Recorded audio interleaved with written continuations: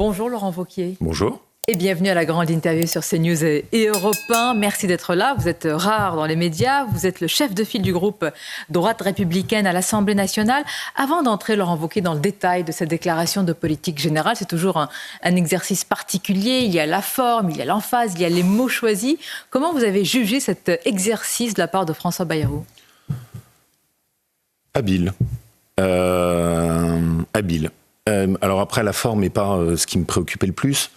Mais j'ai trouvé par exemple que le début, où il y avait un peu d'autodérision de sa part, quand il se regardait et qu'il observait la situation et qu'il se disait la durée de vie, il y a 16% des Français qui pensent que je vais durer plus d'1 an, et qu'il avait quand même cette autodérision de se dire ils sont très optimistes.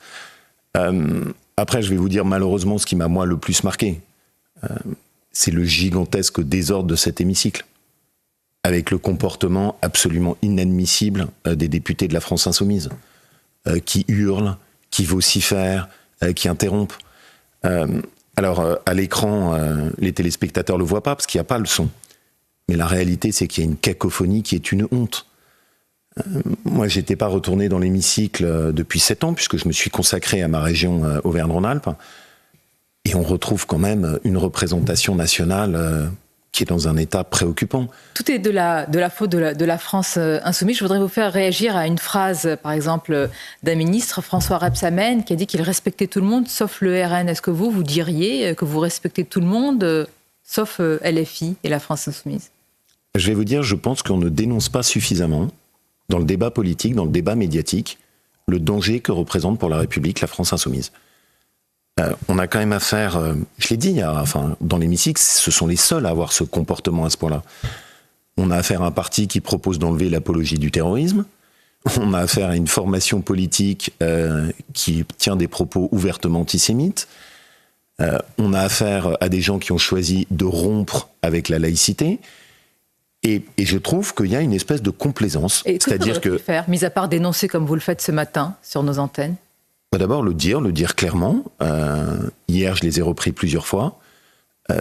Et je trouve que il y a une espèce de tendance, mais qui est tellement caractéristique de ce qu'est la politique française, où en gros, quand ça vient du camp de la gauche, tout est pardonnable. Non. Je le dis clairement, je l'ai répété plusieurs fois dans mes interventions à la tribune de l'hémicycle. Monsieur Mélenchon est un danger pour la République. Mais il fait partie de l'arc républicain, du champ républicain, de l'espace républicain aujourd'hui ? Je viens de vous dire que je considérais précisément que pour moi... Un danger donc, non. Je considère que cette gauche-là, la façon dont cette gauche a évolué, en trahissant les valeurs de la laïcité, en étant quand même en rupture par rapport à ce à quoi on est attaché, qui sont quand même les principes fondateurs. Quand on évoque aujourd'hui dans l'hémicycle les problématiques d'antisémitisme ou de laïcité, les députés de la France Insoumise n'applaudissent pas. Et donc quand vous me demandez hier qu'est-ce qui m'a marqué plus en termes de forme, eh bien paradoxalement ce qui m'a le plus marqué, c'est ce comportement inacceptable des députés de l'extrême gauche et de la France Insoumise. Le fond, à présent, Laurent Wauquiez, est l'un des points majeurs de cette déclaration de politique générale de François Bayrou, c'est la remise en chantier de la réforme des retraites. Alors pas de suspension, mais une réforme malgré tout qui pourrait être remise en cause et sans tabou, y compris sur l'âge. Expliquez-nous ce matin comment la droite, que vous incarnez telle qu'on la connaît, du moins sa droite, peut accepter une sorte de suspension qui ne dit pas son nom et qui est rebaptisée en renégociation. D'abord, précisément, ce que je ne voulais pas accepter, c'était une suspension. Et on a beaucoup pesé, vous le savez, au cours des derniers jours pour que ça n'ait pas lieu. J'étais inquiet. Parce que je voyais bien au cours des derniers jours la tentation, au fond, pour aller acheter les voix de quelques dizaines de députés socialistes, de prendre en otage le budget. Que dans cette période, il faille faire des compromis. Oui, c'est indispensable si on veut donner un peu de stabilité. Qu'on essaye d'avoir des discussions, y compris avec des gens dont je ne partage pas les idées. Malheureusement, la période actuelle y oblige. Mais il y a des limites. Il n'y a pas pour que la France fasse banqueroute. Vous étiez inquiet ce matin, vous êtes rassuré ? Oui, je vais vous expliquer pourquoi. Parce que ce qui était inacceptable, c'est quoi ? C'était de dire on arrête la réforme. Ça, c'est catastrophique. C'est-à-dire tous les pays autour de nous sont en train de dire il faut aller à 67 ans. Tous les pays autour de nous ont enclenché une réflexion, mais qui est de bon sens, qui consiste à dire on a de plus en plus de retraités, on a moins de personnes qui travaillent, comment on équilibre ? Donc, dire on suspend, on arrête, catastrophe. Ça aurait d'ailleurs été la première fois dans l'histoire de France où, alors qu'on avait fait une réforme, on se met à faire marche arrière, ce que même François Hollande n'avait pas fait. Alors expliquez-nous, alors hier, c'était quoi? Si c'est pas une marche arrière, c'est une marche en avant? C'est pas une marche en avant. Pourquoi est-ce que le débat, il est là pour le coup acceptable? Pas parce qu'on dit on n'arrête pas la réforme, mais on se pose pour voir si elle est améliorable en cherchant des pistes de financement. Moi, ce que je refusais, c'était de dire on arrête tout, il n'y a même pas de piste de financement dans un pays qui est au bord de la ruine. Dire la réforme des retraites, elle est perfectible, on l'a toujours dit. Est-ce que je considère juste que quelqu'un qui a commencé à travailler à 16 ans, qui est maçon, artisan, soit obligé, sans prendre en compte sa situation personnelle. Le LR le disait déjà lors de la réforme, effectivement. Exactement. Et donc, je considère que la réforme, elle est perfectible. Une réforme, elle est toujours perfectible. Mais dans un cadre. Mais dans un cadre qui doit être défini. Mais j'ai l'impression, Laurent Wauquiez, je voudrais bien expliquer pourquoi. Que vous sentez que les partenaires sociaux ne vont pas s'entendre. En fait, vous êtes rassurés, vous savez qu'il n'y aura pas de remise en cause de cette réforme à la fin, in fine. Non, on jouera ce débat franchement et honnêtement. C'est-à-dire qu'on va faire des propositions. Moi, il y a des réflexions que je voudrais qu'on ouvre. On a une approche de notre système social qui, en fait, est complètement rigide et complètement archaïque. On impose exactement les mêmes choses aux gens, sans prendre en compte leurs aspirations, sans donner de la liberté à notre système social. Je vais prendre des exemples très simples. Vous avez décidé de prendre votre retraite, et puis vous voulez continuer à avoir un travail, par exemple, à temps partiel. C'est extrêmement compliqué dans notre système social. On va faire le débat de la réforme des retraites aujourd'hui, c'est ce que vous proposez en réalité. Ce que je propose, c'est qu'on regarde comment est-ce qu'on peut donner un peu d'oxygène à tout ça. Comment est-ce qu'on peut donner plus de liberté. Vous avez décidé de prendre votre retraite, et puis finalement, vous avez envie de retravailler. Laissons ouvert la souplesse. Pourquoi est-ce qu'on n'autorise pas les Français à pouvoir mettre de l'argent de côté pour leur retraite et qu'il soit rien que pour eux? Pourquoi est-ce qu'on ne repose pas sur la table la question qui a été quand même soigneusement cachée des régimes spéciaux de retraite? Pourquoi est-ce que les fonctionnaires ont le droit, eux, d'avoir un système de retraite par capitalisation et pas tout le reste du pays? Répondez-nous pourquoi. Parce que hier, le Premier ministre, il a annoncé un conclave sur les retraites, une discussion sur la proportionnelle, une grande consultation sur le temps scolaire, des comités interministériels sur l'immigration. Vous répondez, on va y revenir, pas de censure, mais un soutien exigeant. Mais un soutien à quoi? Quel est le projet? Quelle est la vision? Est-ce que vous savez ce qui va être mis en œuvre dans les prochaines semaines? Bonne question. Hier, il y avait quand même des bonnes intentions. Et j'essaye d'être lucide dans le diagnostic. Il y avait quand même des bonnes intentions. Que quelqu'un comme François Bayrou dise que sur l'immigration, maintenant il faut mettre le holà, pour moi, ça va quand même dans une direction que j'attendais. Et vous savez que c'est une de mes préoccupations fondamentales dans un pays qui est au bord de la ruine, et je pense qu'il faut quand même qu'on se le dise. Aujourd'hui, on emprunte à des conditions qui sont pires que le Portugal. Nous allons en parler, oui. On est considéré comme moins sérieux que la Grèce. Que François Bayrou dise, et j'avais besoin d'être rassuré là-dessus, on ne va pas avoir une fuite en avant sur la dépense et il faut qu'on soit sérieux, je l'attendais. Quelles sont les pistes, au-delà des paroles? Troisièmement, que sur la question de la revalorisation du travail, et ça c'est important. Maintenant, si vous me le dites et qu'on va droit au but. Oui, il y a des bonnes intentions, mais ça reste très flou. Et moi, j'aime bien quand c'est clair. Et donc, ce que j'attends, maintenant, c'est qu'on passe aux actes. Et qu'on voit clairement, c'est quoi les actes qui vont être posés, parce que je sors du discours de politique générale, sans que les actes qui vont suivre soient très clairs. J'aime beaucoup les comités interministériels, j'aime beaucoup les conclaves. Enfin, ce qu'il faut, c'est des actes. Alors, c'est intéressant ce que vous dites, parce que malgré cela, vous apportez, Laurent Wauquiez, un soutien exigeant. C'est ce que vous dites. Pas de censure, mais un soutien exigeant. Vous connaissez bien l'histoire, et celle de notre pays. Sous la 4e République, qui semble d'ailleurs parfois revisitée en ce moment, il y avait le soutien sans participation. Vous, avec Michel Barnier, c'était le soutien avec participation. Et aujourd'hui, avec François Bayrou, c'est quoi? On a l'impression que c'est la participation sans soutien automatique. Comment vous définissez votre position?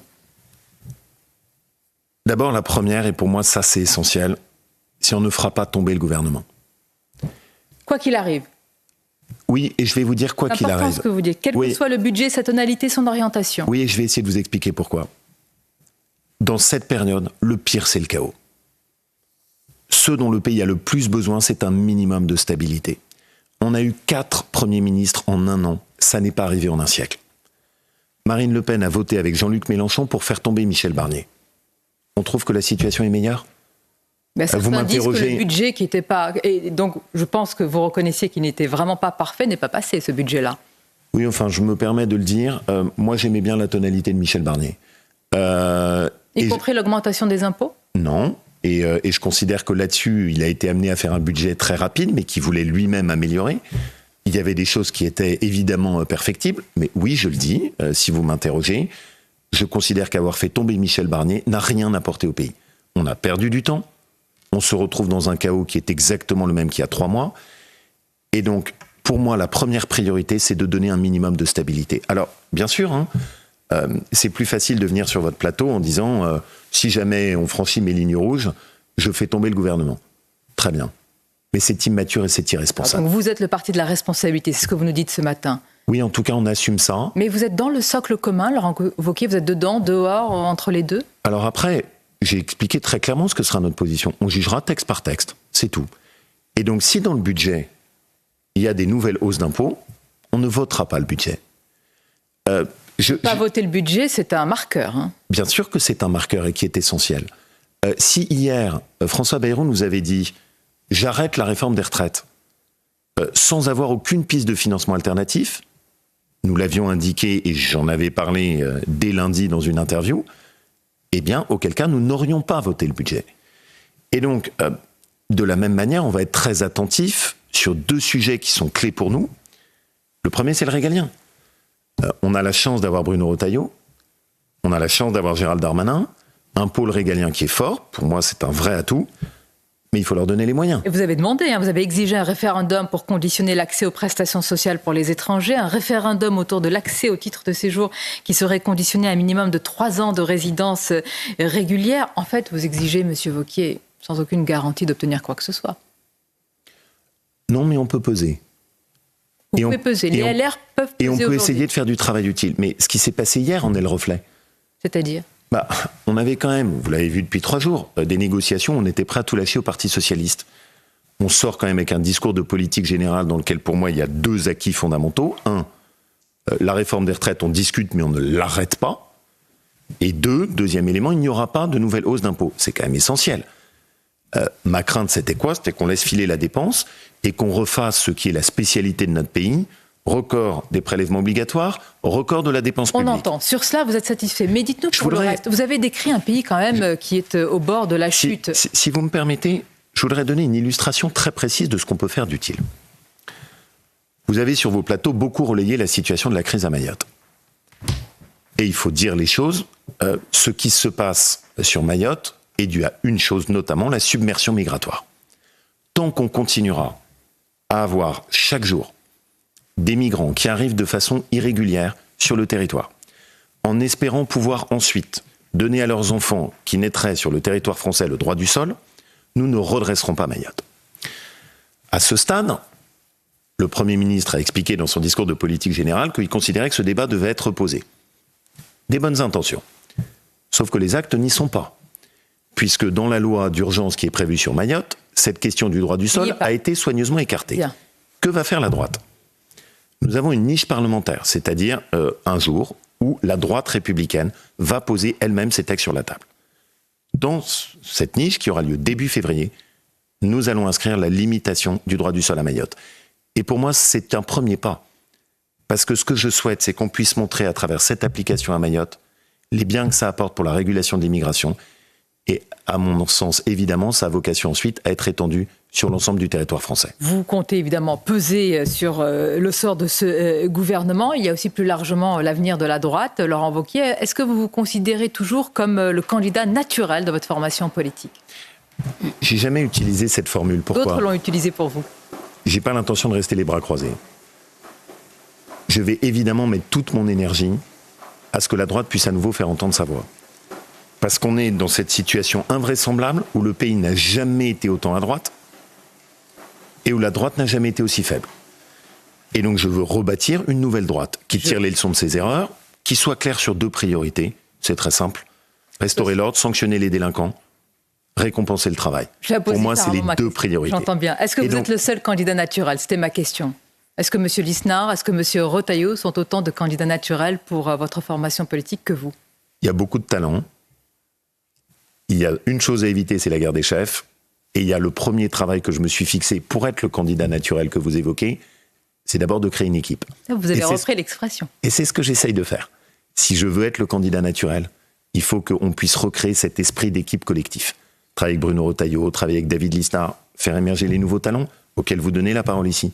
Othman Nasrou, Florence Portelli, Agnès Evren, c'est des gens que je veux aussi faire monter. Pour être ce chef naturel, M. Wauquiez, est-ce qu'il vaut mieux être à l'intérieur d'un gouvernement, même s'il est quand même de tonalité macroniste, et agir à l'intérieur, ou est-ce qu'il faut être à l'extérieur? On sait que vous avez refusé le poste de Bercy sous Michel Barnier. Est-ce que vous le regrettez aujourd'hui? Non, parce que le choix que j'ai fait, c'est de garder ma liberté et d'être utile. Si c'est être dans un gouvernement pour faire l'inverse de vos convictions, je n'ai pas l'obsession des Marocains ministériels. J'ai géré ma région, je n'ai pas augmenté le poids de la dette pendant 7 ans, je n'ai augmenté aucun impôt, j'ai baissé la dépense. Se retrouver dans un gouvernement où on vous explique, parce que dans un gouvernement il y a une discipline, que le programme c'est les augmentations d'impôts, je préfère garder ma liberté et peser de l'extérieur. Mais le choix de fond que je fais, Madame Mabrouk, c'est qu'on ne redressera pas le pays avec malheureusement la période actuelle. Voilà, on peut le prendre dans tous les sens, mais avec la majorité de l'Assemblée nationale, il faut éviter de faire des dégâts, il faut faire du travail utile sur les quelques compartiments où ça peut avancer, mais la vraie reconstruction du pays, tout le monde l'a comprise, elle ne sortira pas de cet hémicycle-là. Et donc le devoir de la droite, c'est de mettre sur la table une nouvelle offre politique, qui elle soit radicale, qui assume enfin de traiter de fond en comble. Radical, hein. Oui, bien sûr. Parce qu'une des leçons pour moi de ce qui vient de se passer, c'est que toute réforme à la marge ne change pas le pays. Et donc on va avoir besoin de cette radicalité. On va avoir besoin de quelque chose qui aille vraiment au fond sur l'immigration, sur la sécurité, sur un système social, vous connaissez mon obsession dessus, qui a viré à l'assistanat, dans lequel en France, c'est pas travailler plus pour gagner plus, c'est travailler plus pour payer plus. Et donc c'est cette bataille qui m'intéresse d'ouvrir. C'est ça ce que je veux faire. De cette bataille. Et elle doit être menée de façon collective. Avec un seul homme ou femme. Parce que s'il y a plusieurs candidats, on est mort. Et donc il faut qu'il y ait cet esprit d'équipe. Merci Laurent Wauquiez. C'était votre grand entretien sur CNews Europe 1. Je vous dis à bientôt. Merci. Avec plaisir.